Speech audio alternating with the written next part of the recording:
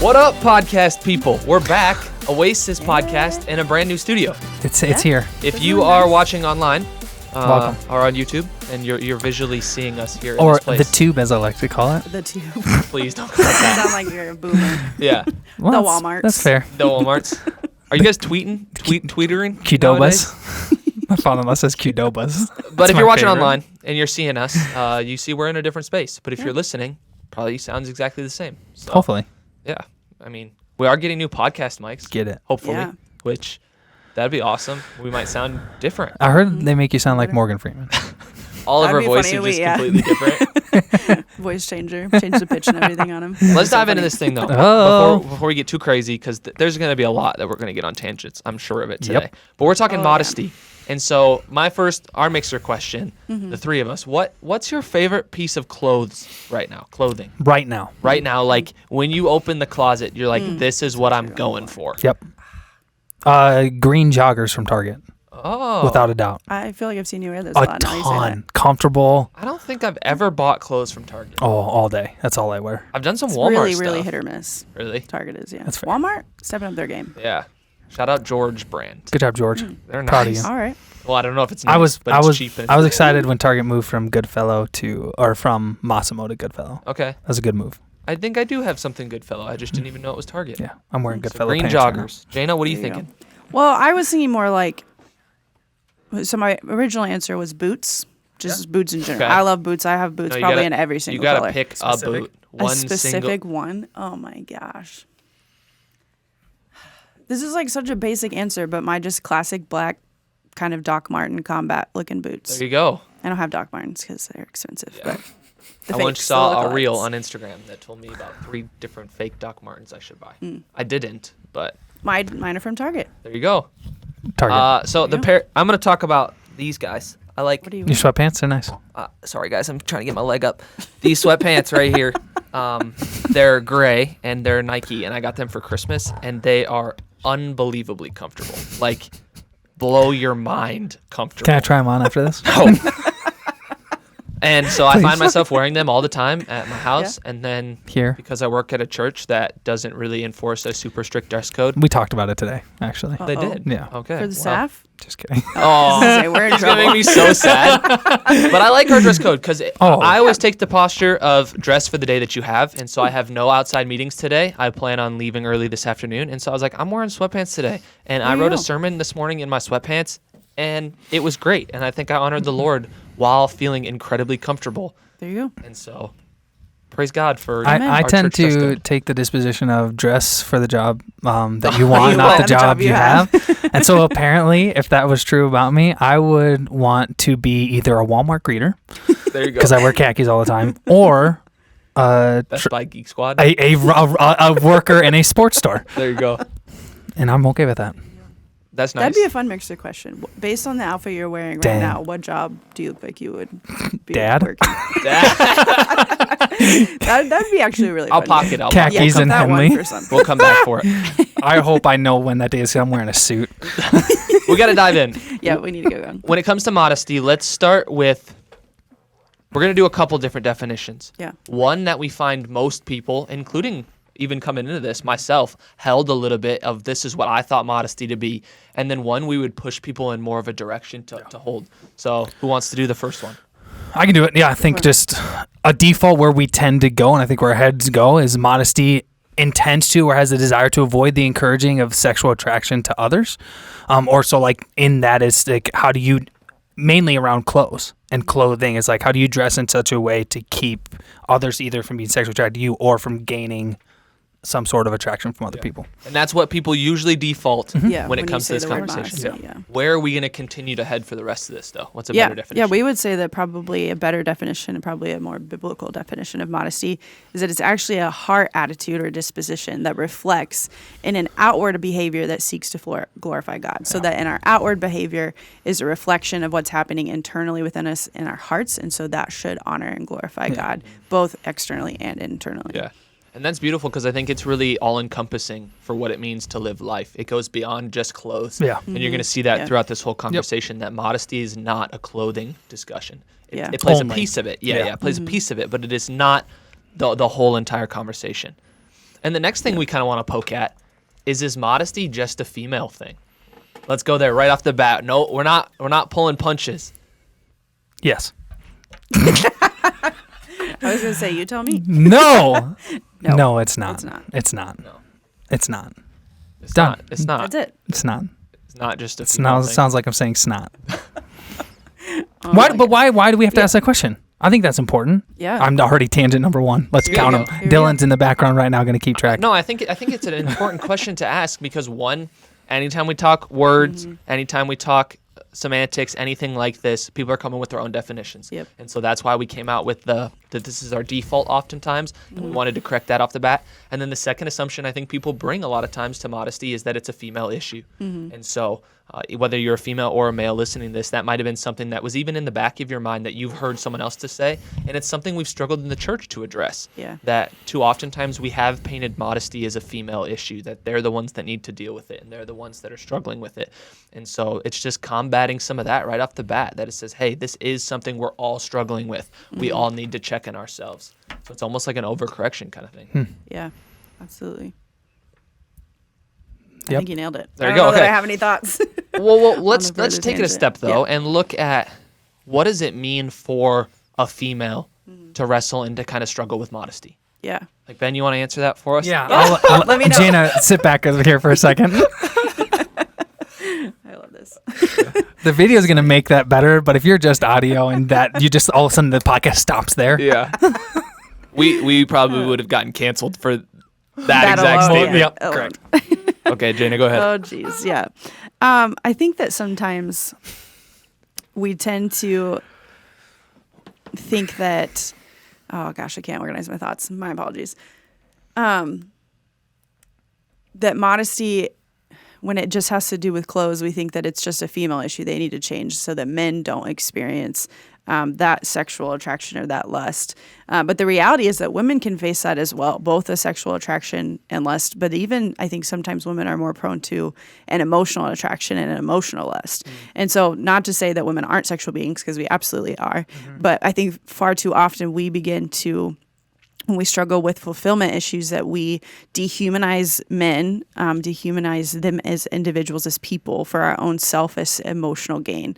And that we've even, in the way that we've talked about relationships in the church throughout history between male and female, when we've taught that submission, that wives submit to their husbands, when we've overcorrected and taught that wrong, we've elevated men to such a high place that they've almost become gods for women, and that idolatry I think is more prone in women in this specific way than in men, and so I would say those are probably two of the key things that I think that women struggle with in modesty when it comes to clothes and like lust and those kind of things. Oh, I that's don't good. know. And one of the things that, I just got to preach marriage message. What was that? Last week. And so we're trying to get it up on the podcast, weeks but it's ago. on YouTube. And so that's one of the things that I wrestled with when teaching through the Ephesians 5 text, because it is such a beautiful picture of what it means to be married and to follow God's design in that, but commonly confused and mistaught and different things. So I was trying to really be faithful to the text with also finding God's spirit and guidance in that, so that it's a huge struggle. What about for men? We don't necessarily have all the cool terms that Jaena has, maybe. Maybe you do. I No. certainly don't have those pocketed. We're not as smart. Well, I think, and I might take this a direction that we didn't intend, so tell me if I need to readjust. To struggle with modesty, one is even when I first became a Christian at 19, or even growing up, like especially in conservative South Dakota, it was not a training of it's my own fault in how I view women, but also I was not really taught in like how I desired for people to see me. So like I like looking and feeling good, like more looking good. I like it, but that came from a stem and a root of I wanted other people to see and let me know how good I looked. Yeah, sure. And so from a modesty perspective, it's like I was acting in such a way that was inappropriate, and the action and choices I was making was to get almost a self-gratification of how others perceived me and how I looked. So there's an aspect of looking, there's an aspect of dress in that, but then also for myself, it was a objectification, and it just was towards me because I just didn't know how else not to. All I was told even growing up, again, not as a Christian, but just as a a guy growing up in conservative South Dakota was, well, you're just a really sexual being, so try to invert your, like, wasn't good training, wasn't good talk. Like, no, I actually have the opportunity to not objectify my sister. Like in Christ, I should say, clarify that. But really, to objectify a woman and or a female who is made in the image of God, like I'm taught that stuff, wasn't asked that. So like that's where I struggle. It was just I'm just overly sexual, and even like to the point of that's okay. Yeah. And that's not true. Yeah. Like because I'm not just. I think we all are sexual beings, and I think that's fine and good and beautiful. It's an aspect of being created, how God created us. But it's just not just because I'm overly sexual. It's okay. Just learn to deal with it. And then also wrestling with my own insecurity of how I want people to see me and view me based off how I dress. Well, and I think you hit a point there where modesty is this conversation that mixes a lot of different ideas. Like it mixes purity, it mixes for me like pride, and then it mixes like self-worth, identity, and we'll hit some of that later. But when it comes to like my struggle with modesty so consistently is it's so tethered to pride. Like it's not even just a female thing, like it's a male thing too. Like when I deciding on working out, what I wear, how I act, how I speak, what I think, all of those things are so tethered to, am I having this inward attitude that I'm looking to please God, and that reflects in my outward decisions. And so when it comes to the male-female conversation and how it affects us both, I think we hit on some huge topics here. Yep. And pride and insecurity. And I'm glad we're going to talk about that stuff. Here's a story. I wrestled with when I got bigger, like up to 250, 260, like when I gained a ton of weight, like I would go throughout the day always sucking in my gut, not wanting people to see me as a guy who gained a ton of weight as bigger, because I had, again, his insecurity, self-image problems of just my own issue, not anything anyone else has done. But just like that, that's an aspect of just more modesty of like, how do I really view myself? How do I know God sees me, and how am I acting or making I think decisions? part of the beauty in that, though, or struggle, I guess, is even in the way you're describing that, it's not what people typically think of modesty, because none of that had to do with other people's thoughts of you. It was your own thoughts of yourself. Like it was your own attitude that was reflecting in your decisions and that's where the modesty conversation can really take some root and like have some power and transformation, is when we stop putting it on other people and their expectations, because we can't control other people. Like there's nothing you can do that will change the way that they act. They have to make those decisions. The Spirit of God in them has to help them. But we can always help and lead ourselves well. Yeah. And so that's the power of what modesty can teach. So let's take that and move it into like a biblical conversation. Now we have a couple of texts here we just want to walk through and talk about how the Bible would address what we see as this holistic view of modesty. Yeah, let's go. Who goes first? Do it. You want to start? Sure. These are two texts that tend to even get thrown around, even with our first definition of modesty. But I think talking about them contextually will help us, and then also I think moving it to more with our new definition of modesty, the reality of it's holistic. But 1 Timothy 2:9 says, "I also want the women to dress modestly." So there's like it seems like a command there that Paul is giving, writing to Timothy in the church that he's like, here's what I believe is right, what the Spirit is prompting to write. I also want women to dress modestly with decency and propriety, adorning themselves not with elaborate hairstyles or gold or pearls or expensive clothes. And what's important here, and jump in when you guys want to, Paul's instructed even here, like the context of this passage, men and women to stop angrily disputing ways that the surrounding culture is creeping into the church. It's almost recognizing the culture in general is already coming to the church. It's what are we allowing to influence us, and how are we allowing the culture to influence in a way that allows us to be prideful or wrestle with our insecurity. And so it's just, that's the context of this. It's around worship service. How are you to act? Like, how are you to be and encourage one another and help each other?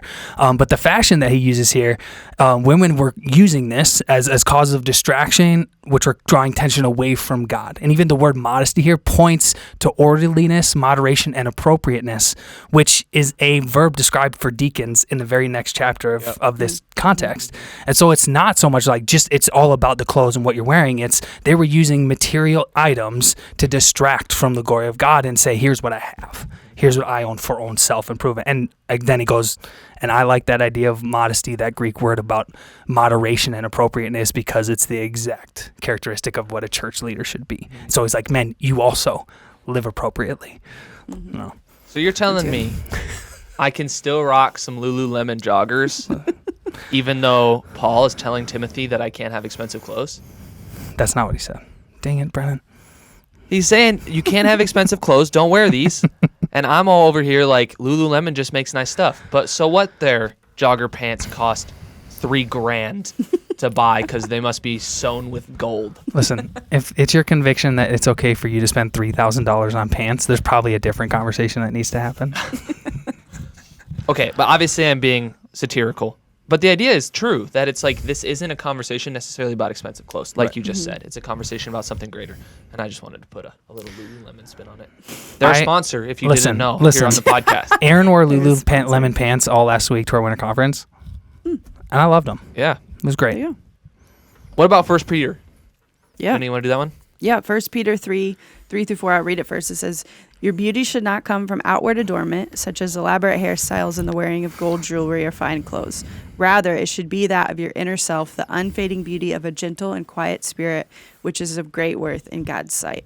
And so this is just further drawing on that fact that beauty, value, whatever, doesn't come from that outward expression. The fine clothes, the jewelry, whatever, things you want to put in there, the fancy shoes or whatever.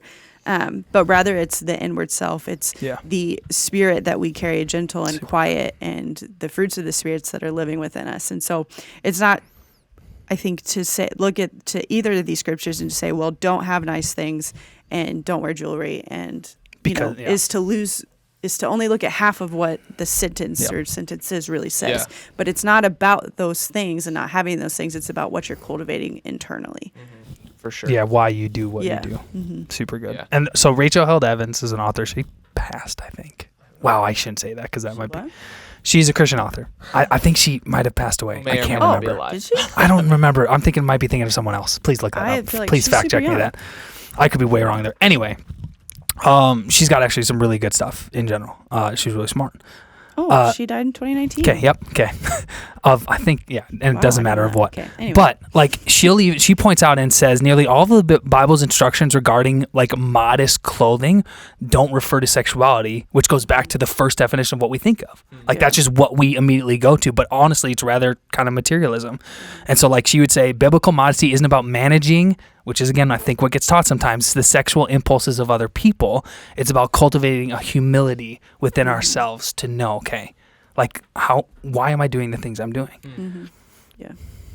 You can even get to like your joking example, Lululemon's. Like that is a further conversation of if you want to spend that much money on clothes, like that's a different conversation. What are you cultivating within you that says you need to spend that money on the clothes, Let's jump to the idea that our culture struggles with this modesty topic.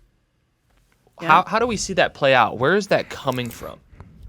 I think it comes from all sides, both secular and sacred. I couldn't think of the other word. Secular and sacred. Yep, that's good. I haven't heard that in a while. I think that you see it from the religious side that continually in Christianity realms, Protestant realms, of the purity culture, the conversation around modesty and covering up and all of that. But even you can look into other religions and the expectations they have on clothing modesty. And so you get that religious side of it that takes one extreme. And I think you also see a secular side of it that says almost the opposite, that there should be no modesty. We just should show it all and free for all. Yeah. I don't know. Well, isn't that what we always see? This swing between two extremes. Always. Where, and I think it's an interesting conversation to even have of how our culture has gone to this normalization of sexuality, which could be good, usually turns out to be bad. Some aspects are good, some are bad. Or in like the sexual expression and how, again, you both said, we're sexual beings. That's how God has created us. But if we swing it too far, if we go too far, it can be dangerous. Or just this one that's never positive would be sexual exploitation. And so we're seeing that as a culture at probably higher rates and numbers than we've probably seen it in the past, or at least it's more prevalent and viewable for us. And so what's the solution? Well, hold on. Before I go there, this is okay. Because there's an idea of like even normalization of sexuality and sexual expression. Is there a difference between self-expression as a follower of Jesus and sexual expression?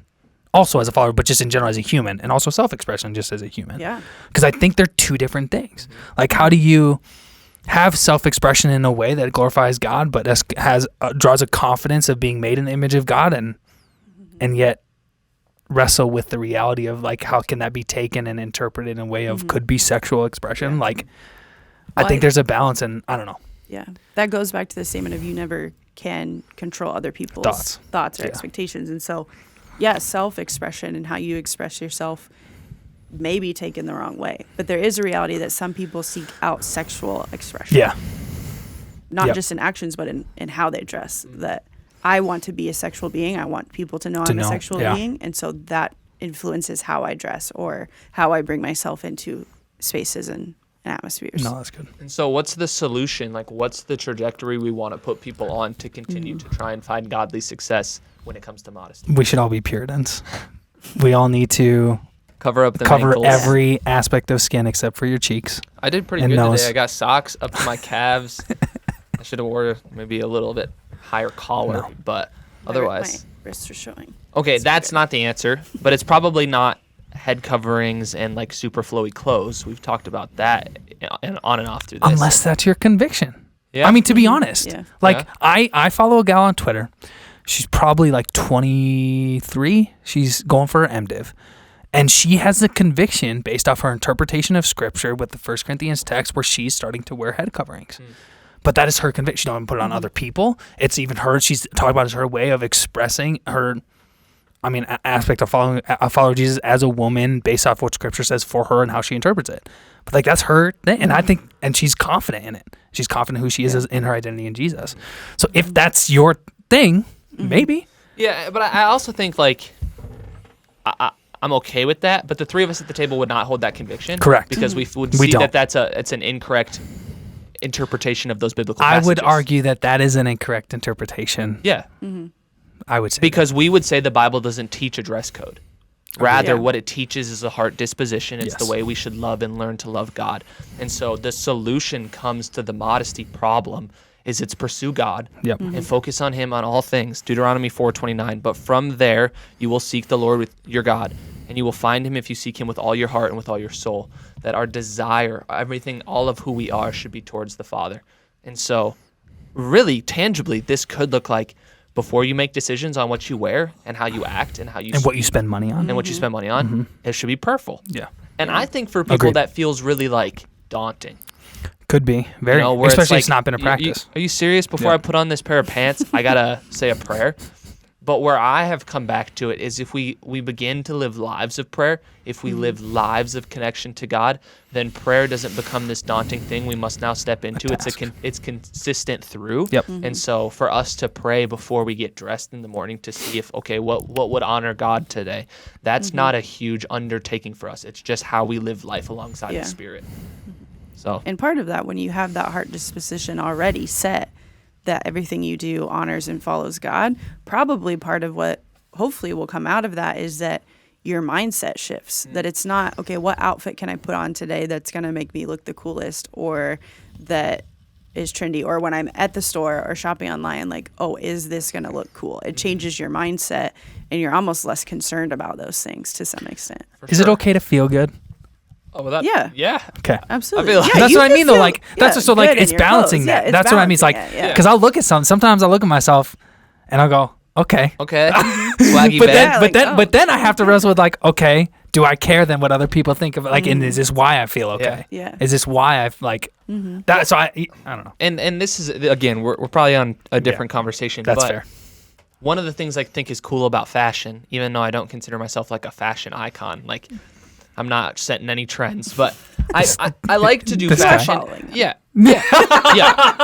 That's true. Good point. You are probably the most trendy and not in a negative way in my mind. I don't see it as negative person. But for me, I've found a self-expression when it comes to That's that. good. So for me, when I get dressed in the morning, I do not care about anybody else's opinion on super the good. clothing. That's really good. It's what I want to wear and what I find is going to look good and make me feel good that day. So like. For me, it's been an outlet of creative expression for me. Yeah. And so, I don't know, it's just been interesting because I didn't have that for the longest time. That's super good. And I don't mean when I say that your mindset changes that you just don't care and it's like, I'll put on whatever. Yeah. Like, it's fine, but it's comes back to that intention and that, like, what is the real desire? So, like, for me, an example is I've, like, recently been really into, like, sneakers. and like I want to buy all like kinds of like I want all these different Nikes and like these Adidas that look really cool, but I've had to challenge myself. Okay, like those are expensive shoes. Yeah. So why do you want to spend the money on the expensive shoes? Like, what's your heart, your motive, your intention sure. behind it? And like for me, that falls into this category that I have to work through. Yeah. And I swing the other way, and I'm like, I'm not buying anything expensive. Like, I will buy everything I wear at Goodwill. Oh, I will do cheap 100% of the time. And I love that. Yeah. Like, anyways, I don't buy always an myself option. clothes. that's a good point too. There you go.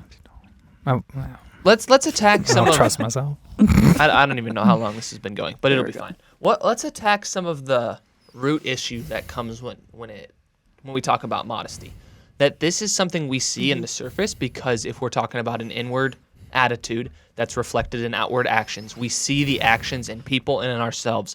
But where's that coming from? Like, what's the struggle at our core that's making this such a battle for some people? Yeah. Yeah, I can do it. for it. First one, we talked about this. We mentioned it, is pride. Just the reality of pride. 1 John 2:16. For everything in the world, the lust of the flesh, the lust of the eyes, and the pride of life comes not from the Father, but from the world. And so I think there's a prideful aspect of I want to be lifted up and seen, or I, in a more selfish way, really, because that's what pride ultimately is like I don't care what other people think even.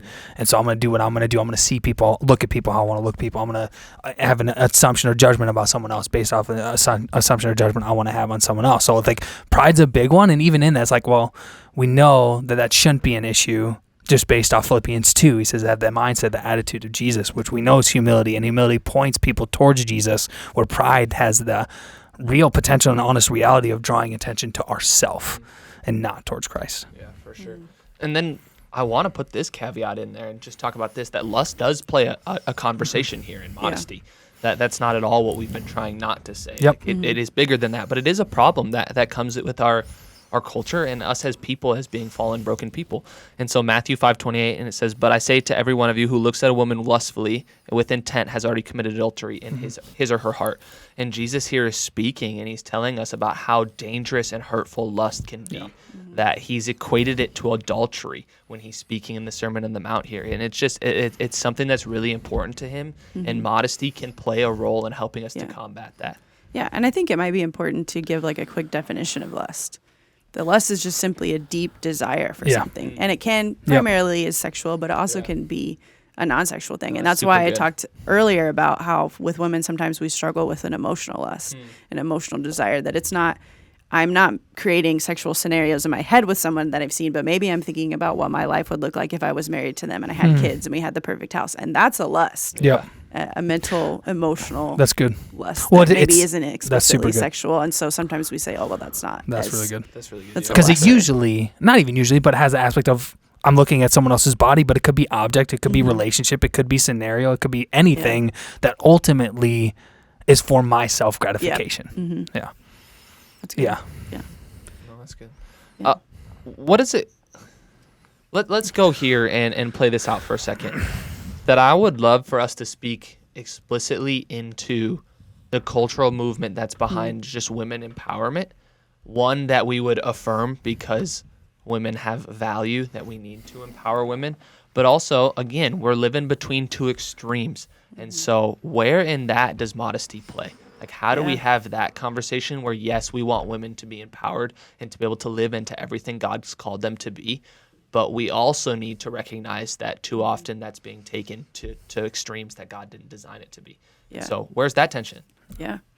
I think one of the big key phrases that's come out of that kind of movement or that trajectory of our culture is this idea or this phrase that it's my body, so I'll do with it what I want. And there's a part of me that loves that and also hates that, because there's a part of me, and there's a part, the reason that this has, I think, connected with women so significantly is there's been, throughout history, we've been oppressed in our bodies, that it's not ours. We don't get to decide what we wear. We don't get to decide what happens to it. I mean, men used to quite literally own women, their wives, their children. Everything was determined by men. And so this kind of releasing of that, this freeing of women to say, you have the ability to make the choice. You have the ability to choose what you wear, how you express yourself, who you are, the jobs you take, all of the things, is like that part of it is really, really good and real. But there's also the reality that for us as Christians, we recognize that our bodies are not our own, that they are gifts that God has given us to steward and to take care of. And so that should ultimately influence what we do with them. And that's not to take away our power or to take away our freedom in how we use our bodies, but should shape how we use them and what we step into and what we use our bodies for. Because right off of that, one of the beautiful parts of what is the women empowerment is this idea that it feels like we're finally getting to what could be an Eden precedent, where it's like our bodies were never meant to be shameful. Yeah. Like when you look at the creation account, when we're created by God, we existed, Adam and Eve naked in the garden, and the first sin that the first effect of sin that they feel is shame. And so that should speak volumes to what it means for us to now steward our bodies, is that the first thing that they ate the fruit and instantly shame flooded in. And so if that's something we're feeling as people, that instant red flag, like we need to recognize that's not God's design, that his design is Psalm 139, that we are fearfully and wonderfully made. It becomes then how do we use that body in a stewardship mindset to glorify God? So how do we? Like, what's the right context to express ourselves and to be the people God's created us to be when it comes to modesty? I think it starts with being prayerful. I think, Brennen, you mentioned that. And some of that prayerful is recognizing and determining, okay, where and when. Like, I think there's potentially in your specific circumstances, scenarios, relationships that you have, people you know, and own personal conviction, especially if you've been prayerful about. There's some places that's obvious where it's like, okay, have the expression. Like, I don't think it's fair in general, and I think we've mentioned this, for anyone to put on someone else, here's what you can or can't wear. Yeah. I will say that to my daughter if she decides she wants to go outside running around naked. Like, okay, that's probably not a great idea. You're also 5 and having fun. I also wish I could run around outside naked sometimes. It's great. Wow. I'm glad I don't live in that neighborhood. But determine when and where. That's not a great idea for me to run around naked in my neighborhood. Like, one, I'm going to get arrested. So there's common sense here, and then there's reality of personal conviction. Yeah, so what's obvious? Well, it's obvious and what's not. When you go to the beach, swimsuits, right? It's like, I think it's okay to wear a swimsuit, whatever swimsuit you want to wear, in my But opinion. you probably wouldn't wear your swimsuit to church. It depends on the day. I have when we do baptisms. But like if you're just going to church, like you Correct. just saw like a guy sitting just in swim trunks, just in the pew. I would have to have a conversation with him. What's happening? Yeah. I think it'd be a good combo. Pull up shirtless Sunday. Yeah. Shirtless No, Sunday. see, that's the wrong. What a That's the wrong. No, catchphrase. that's the wrong title. That's the wrong title. What is it? Speedo Sunday. Oh, I'm out on Speedo Sunday. that's I'm we're out. gonna pass I'm out. on That that is one. not of the Lord.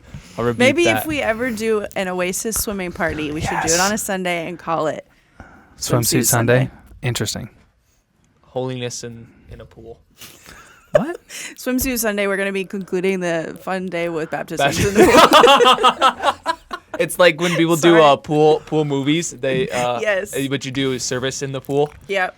Someone stands Those up are on fun. top. We lead worship from like the water slide tower, and then Was a part of that as a summer project. let's go. Yep.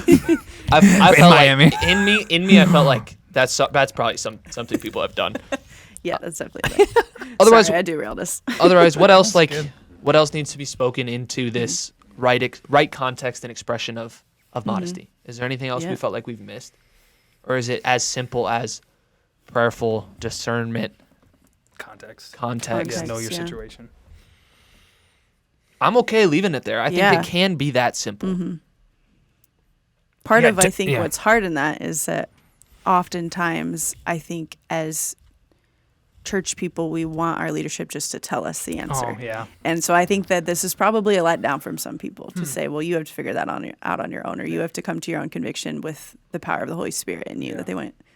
I've known far too many people to say, well, Here's what. can I wear this? Can I not wear this? Can I do this? Can I not do this? And the it's conversation's not- bigger. Yeah, the conversation is bigger. So But I think even in that, they don't have to do it on their own. That's good. yeah, Like right now, we have Do that in community community, for you to be like your small group leaders, your small group people. Like if you needed to have that conversation with us, say, hey, I have prayed and I've wrestled with this, and here is I still don't have clarity. Yeah. Like that's a question that we can help kind of process through and ask questions about and see if we can seek the Lord on your behalf. yeah. Or one of the things that Ben taught, I think it was a couple years ago, I was wrestling with a modesty question that I had seen in someone that I respected as a Christian. And I was like, what's going on here? And he said, why are you assuming that they think it's wrong? And you challenged me in that. He said, have you asked questions yet? Like, have you come with the best intention and heart to see that?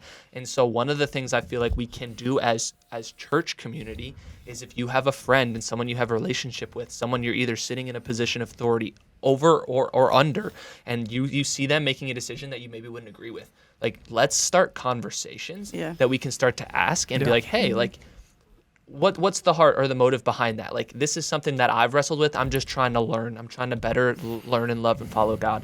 And so that becomes a powerful way for us to step into conflict, to build relationship. And if we come at it with truly a love like posture that says, this is a conversation. I'm not trying to convict, I'm not trying to condemn. I am strictly just trying to have a conversation, to learn myself and to try and teach if there's room to do so. Yeah. That's good. Anything else? Man, I love the conversation that often comes out of this, of whose responsibility is it to change? Yeah. Yep. So, whose responsibility is it? I'll pose the question. Yeah, it's both. Right? What do you mean by both? So when it comes to, like, I think the easiest way is it the one wearing, doing, speaking? Is it their role to change? Or is it the one looking, receiving, hearing? Like, what role of the relationship needs to change? And the answer is both. If you're the one wearing, doing, saying, whatever, like, what's the intent? What's the purpose, the expression? Is it one of validation or intention, or is it one of expression and creative, like, just being who God has created you to be? Like, those are the questions we need to ask. That's the change that needs to happen there. And on the other side, when it's the one looking or receiving or hearing, that's the person who needs to ask the question, okay, like, where's my heart in this? Yep. Like, do I truly love them? Am I being, like, objective? Am I objectifying people? Am I being lustful? Is this a dehumanizing thought pattern or word that I've started to step into? And when we ask those questions, if we seek diligently there, that's going to elicit change. And so it's both. It is totally something that everyone across every aisle, across every gender, name, whatever, needs to address. And so, cool. That's it. I think that's the end, is it not? Yeah, no, that's good. it. I mean, I feel like we sufficiently hit a lot when it comes to there. There's probably modesty. a lot more conversations that could come out of this. Yeah, there's a bunch more that I'm sure we'll probably hit in the future. But if you do have questions or you want follow-up or you want clarity, because anytime we use words to explain things, there can be a lack of clarity. And so feel free to come ask us. That we are open books when it comes to these podcast topics and a lot of what it means to follow Jesus in our own lives. So feel free to hit us up or just continue to follow in what God's doing through the podcast. But we thank you. We appreciate you. Peace out. Bye.